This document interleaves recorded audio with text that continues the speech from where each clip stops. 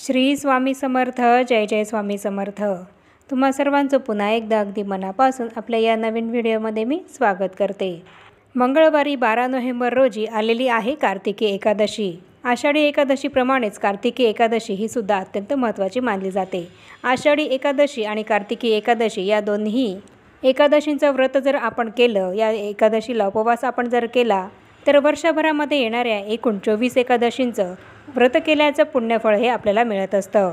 आषाढी एकादशीला देवशयनी एकादशी म्हटलं जातं, कारण या एकादशीला भगवान श्रीहरी विष्णू हे योगनिद्रेमध्ये जातात आणि कार्तिकी एकादशीला म्हणजेच देव उठणे एकादशीला श्रीहरी विष्णू हे झोपेतून जागे होतात. त्यामुळे या दोन्ही एकादशी अत्यंत महत्त्वाच्या मानल्या जातात.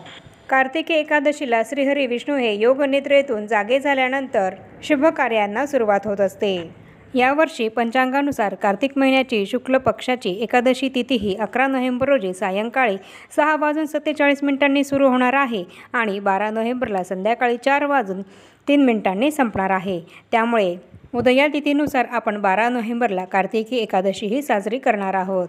कार्तिकी प्रबोधिनी एकादशीचा उपवास हा आपल्याला मंगळवारी 12 तारखेलाच करायचा आहे आणि सेवासुद्धा याच दिवशी करायची आहे. त्याचप्रमाणे या दिवशी सेवा करण्यासोबत आणि उपवास करण्यासोबतच आपल्याला काही महत्त्वपूर्ण उपायसुद्धा करायचे आहेत.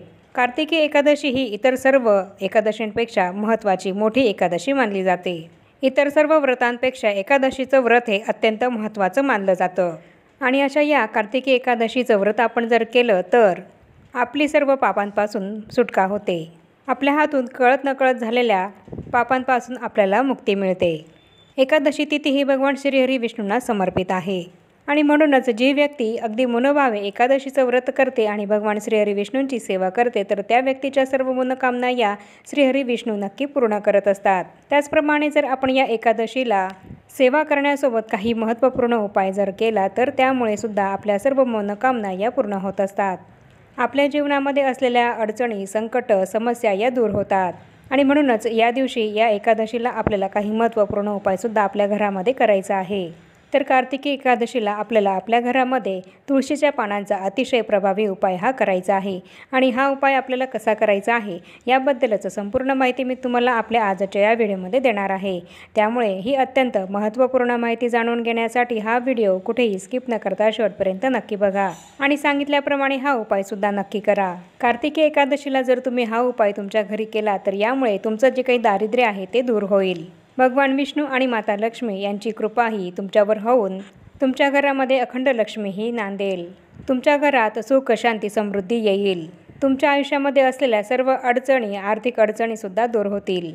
तुमच्या संपूर्ण कुटुंबाची प्रगती होईल. तुमच्या सर्व मनोकामना या पूर्ण होतील आणि म्हणूनच कार्तिकी एकादशीला अत्यंत प्रभावी असा तुळशीच्या पानांचा उपाय आपल्याला सर्वांना नक्की करायचा आहे. एकादशीच्या या तिथीला तुळशीच्या पानांना अतिशय महत्त्व हे आहे. तुळस भगवान श्रीहरी विष्णूंना अत्यंत प्रिय आहे. तुळशीच्या पानांशिवाय श्रीहरी विष्णूंची कोणतीच पूजाही पूर्ण होत नसते आणि एकादशी तिथी ही श्रीहरी विष्णूंना समर्पित आहे. त्यामुळे हा अतिशय प्रभावी उपाय आपल्याला तुळशीच्या पानांचा एकादशीला करायचा आहे. आपल्या घरामध्ये खूप कष्ट मेहनत करूनसुद्धा जर पैसा हा येत नसेल, पैशाला पैसा हा लागत नसेल किंवा आलेला पैसा, आलेली लक्ष्मी ही अनाठाई विनाकारण नको तिथे खर्च होत असेल, तुमच्या घरामध्ये येत असलेल्या पैशामधून कुठलीही सेविंग जर तुमची होत नसेल, वारंवार तुम्हाला जर आर्थिक अडचणी या येत असतील, तुम्ही करत असलेल्या नोकरीमध्ये किंवा व्यवसायामध्ये तुम्हाला अपेक्षित अर्थप्राप्ती ही होत नसेल, तर या सर्व समस्या, अडचणी दूर होण्यासाठी हा उपाय आपल्याला करायचा आहे. तर कार्तिकी एकादशीला हा उपाय करण्यासाठी आपल्याला 1000 तुळशीपत्र हे लागणार आहेत. तर ही तुळशीपत्र आपल्याला आदल्या दिवशीच तोडायची आहे, पण एकादशीच्या दिवशी चुकूनही तोडायची नाही आहे. आणि तुमच्या घरामध्ये जर तुळशीला 1000 तुळशीपत्र नसतील, तर तुम्ही बाजारामध्ये, मार्केटमध्ये तुळशीपत्रसुद्धा जिथं फुलं विकत मिळतात तर तिथेसुद्धा मिळत असतात. तर तिथून ही तुळशीपत्र आपल्याला आपल्या घरी आणायची आहेत. आणि जर 1000 तुळशीपत्र तुम्हाला मिळालीच, तर तुम्ही 1 तुळशीपत्र किंवा 5, 7, 9, 11 इतकी जरी तुळशीपत्र तुमच्याकडे असतील, तर तेवढी तुळशीपत्र घेतली तरीसुद्धा चालेल. त्याचप्रमाणे तुम्ही इथे 21, 101 तुळशीपत्र घेतली तरीसुद्धा चालेल. आणि कार्तिकी एकादशीच्या दिवशी आपल्याला सकाळी लवकर उठायचं आहे आणि आपलं सकाळचं स्नान, नित्यकर्म आपल्याला आठवण घ्यायचं आहे. त्यानंतर सूर्याला अर्घ्य द्यायचं आहे. त्यानंतर आपल्या देवघरातील देवांची आपल्याला पूजा करून घ्यायची आहे. आणि जर तुमच्या देवघरामध्ये भगवान श्रीहरी विष्णूंची मूर्ती असेल तर त्या मूर्तीला तुम्हाला पंचामृताचा किंवा शुद्ध पाण्याचा अभिषेक हा घालायचा आहे। आणि अशी विष्णूंची मूर्ती जर आपल्याकडे नसेल तर आपल्या प्रत्येकाच्या देवघरामध्ये बाळकृष्णांची मूर्ती तर असतेच, तर त्या मूर्तीवर आपल्याला पंचामृताचा किंवा शुद्ध पाण्याचा अभिषेक हा करायचा आहे। यानंतर ही मूर्ती आपल्याला स्वच्छ पुसून घ्यायची आहे आणि ती त्यानंतर देवघरामध्ये आपल्याला स्थापन करायची आहे। आणि जर तुम्हाला एका पाटावर ही मूर्ती ठेवायची असेल तर तुम्ही त्याप्रमाणे ती एका पाटावर ठेवली तरीसुद्धा चालेल।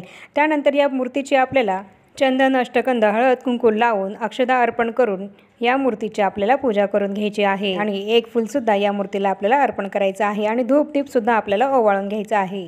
आणि जर तुमच्याकडे विष्णूंचा फोटो असेल तर तो विष्णूंचा फोटो तुम्हाला स्वच्छ पुसून घ्यायचा आहे आणि याचप्रमाणे फोटोची सुद्धा तुम्हाला पूजा करून घ्यायची आहे।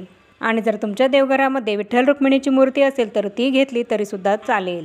आणि भगवान श्रीहरी विष्णूंना पिवळी फुलं ही अत्यंत प्रिय आहे, त्यामुळे आपल्याला पिवळी फुलं ही या दिवशी श्रीहरी विष्णूंना किंवा विठ्ठल रुक्मिणीच्या मूर्तीला किंवा बाळकृष्णांना अर्पण करायचे आहेत।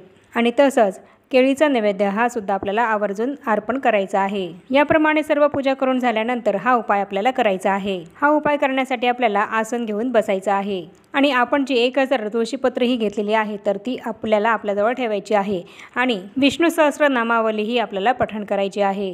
विष्णू सहस्रनामावलीचं पुस्तक हे बाजारामध्ये मिळतं, तर तुम्ही ते तिथून आणायचं आहे। आणि जर तुम्हाला पुस्तक मिळालं नाहीच तर तुम्ही यूट्यूबवर लावून सुद्धा ही विष्णू सहस्रनामावली पठण करू शकतात। या विष्णू सहस्रनामावलीमध्ये भगवान श्रीहरी विष्णूंचे 1000 नावं आहेत आणि ही नावं पठण करत असताना आपल्याला एक तुळशीपत्र हे श्रीहरी विष्णूंच्या किंवा बाळकृष्णांच्या मूर्तीला किंवा विठ्ठल रुक्मिणीच्या मूर्तीला अर्पणही करायचे आहेत। विष्णू सहस्रनामावलीतलं एक नाव पठण करताना एक तुळशीपत्र हे आपल्याला आपल्या हातामध्ये घ्यायचं आहे आणि ते नाव पठण करून झाल्यानंतर एक तुळशीपत्र हे आपल्याला त्या मूर्तीला अर्पण करायचं आहे। याचप्रमाणे दुसरं तुळशीपत्र हे आपल्या हातात घ्यायचं आहे आणि दुसरं नाव हे पठण करायचं आहे आणि ते तुळशीपत्र आपल्याला त्या मूर्तीला फोटोला अर्पण करायचं आहे। याप्रमाणे तुम्ही जर 1000 तुळशीपत्र ही घेतलेली असतील तर प्रत्येक नाव पठण करून झाल्यानंतर तुम्हाला एक तुळशीपत्र हे त्या मूर्तीला अर्पण करायचं आहे। आणि जर तुमच्याकडे 1000 तुळशीपत्र नसतील आणि तुमच्याकडे 1, 5, 3, 11, 21 किंवा 101 तुळशीपत्र जर असतील तर तुम्ही काय करायचं आहे तर ही सगळी तुळशीपत्र तुम्हाला तुमच्या उजव्या हातामध्ये घ्यायची आहेत आणि त्यानंतर ही संपूर्ण सहस्रनामावली तुम्हाला पठण करून घ्यायची आहेत आणि तुमच्या हातामध्ये ही घेतलेली ही सगळी तुळशीपत्र तुम्हाला त्या मूर्तीला अर्पण करायची आहेत।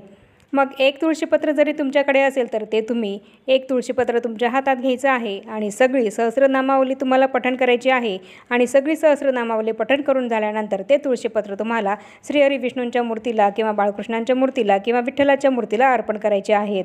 याप्रमाणे ही पानं अर्पण करून झाल्यानंतर आपल्याला आपले दोन्ही हात हे जोडायचे आहेत आणि श्रीहरी विष्णू आणि माता लक्ष्मी यांचं स्मरण करायचं आहे आणि या दोघांनाही हात जोडून आपल्याला प्रार्थना विनंती करायची आहे की माझ्या घरामध्ये जे काही दारिद्र्य आहे ते दूर होऊ दे, माझ्या घरात माता लक्ष्मीचा अखंड वास हा राहू देत, माझ्या संपूर्ण घराची प्रगती होऊ देत, माझ्या घरामध्ये अखंड लक्ष्मी ही टिकू देत, आलेल्या लक्ष्मीमध्ये वाढ होऊ देत, माझ्या घरामध्ये सदैव धनधान्याची बरकत राहू देत, माझ्या घराची भरभराट होऊ देत आणि माता लक्ष्मी आणि श्रीहरी विष्णू यांचा कृपाशीर्वाद हा कायम आपल्या घरावर असावा अशी प्रार्थना आपल्याला, अशी विनंती आपल्याला श्रीहरी विष्णू आणि माता लक्ष्मी यांना हात जोडून मनोभावे करायची आहे।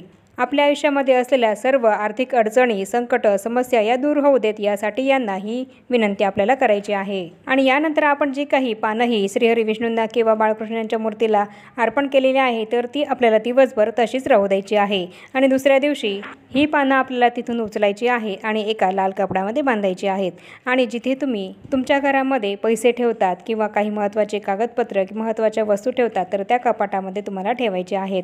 तुमची तिजोरी असेल तर त्या तिजोरीमध्ये सुद्धा तुम्ही ही पानं लाल कपड्यामध्ये गुंडाळून ठेवायची आहेत आणि जेव्हा तुम्ही पुढच्या वर्षी पुन्हा हा उपाय कराल तेव्हा तुम्ही ही जी काही आधीची पानं ही ठेवलेली आहेत तिजोरीमध्ये तर ती तुम्हाला काढायची आहेत आणि ती एका नदीमध्ये वाहत्या पाण्यात प्रवाहित करायची आहेत आणि नवीन उपाय कराल तेव्हा ती नवीन पानं तुम्हाला तुमच्या तिजोरीमध्ये लाल कपड्यामध्ये बांधून ठेवायची आहेत। तर अत्यंत महत्त्वाची मानली जाणारी कार्तिकी एकादशीला हा अतिशय प्रभावी उपाय आपण जर केला तर आपल्या घरातलं दारिद्र्य हे नक्की दूर होत असतं, आपल्या घरामध्ये माता लक्ष्मी स्थिर होण्यास मदत होत असते।